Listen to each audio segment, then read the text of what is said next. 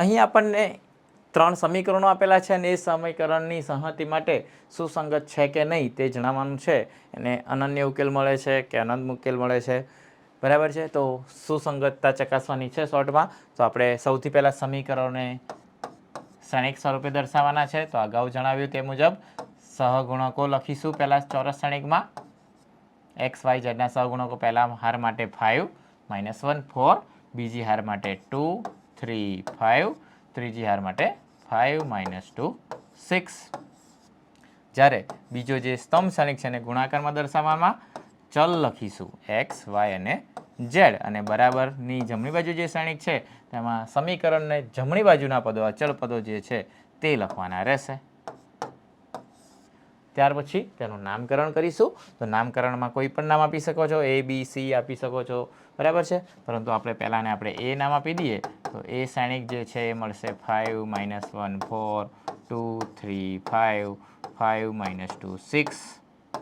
બીજો શ્રેણિક જે છે એને આપણે એક્સ નામ આપી દઈએ કારણ કે તેમાં બધા ચલ છે. તો એક્સ વાય ઝેડ, તથા અન્ય કોઈ પણ નામ આપી શકો છો. તો અહીં બી નામ થશે 5 2 -1.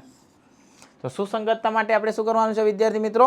ફક્ત ને ફક્ત જે એ ચોરસ શ્રેણિક છે તેમના નિશ્ચાયકનું મૂલ્ય શોધવાનું હોય. બાકી તો એક્સ અને બી માટે તો તે સ્તંભ શ્રેણિક છે, સ્તંભ શ્રેણિકનું નિશ્ચાયકનું મૂલ્ય હોય જ નહીં, ચોરસ શ્રેણિક જ હોવો જોઈએ, બરાબર છે. તો એ જે ચોરસ શ્રેણિક છે એના નિશ્ચાયકનું મૂલ્ય કોઈ પણ હાર કે સ્તંભ માટે વિસ્તરણ આપી શકીએ. પહેલી હાર માટે વિસ્તરણ આપીએ તો 5 માટે 18 + 10 એટલે કે 28, નિયમના માઇનસ અને આપેલા -1 એટલે કે +1 માટે 12 - 25, 12 - 25 એટલે કે -13, અને +4 માટે -4 - 15, -4 - 15 -19.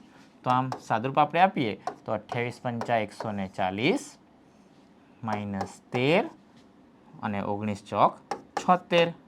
તો દેખી જ શકીએ છીએ કે 140 છે ને, 140 તો થવા નથી, -13 ને -76 જે 0 નથી, બરાબર છે.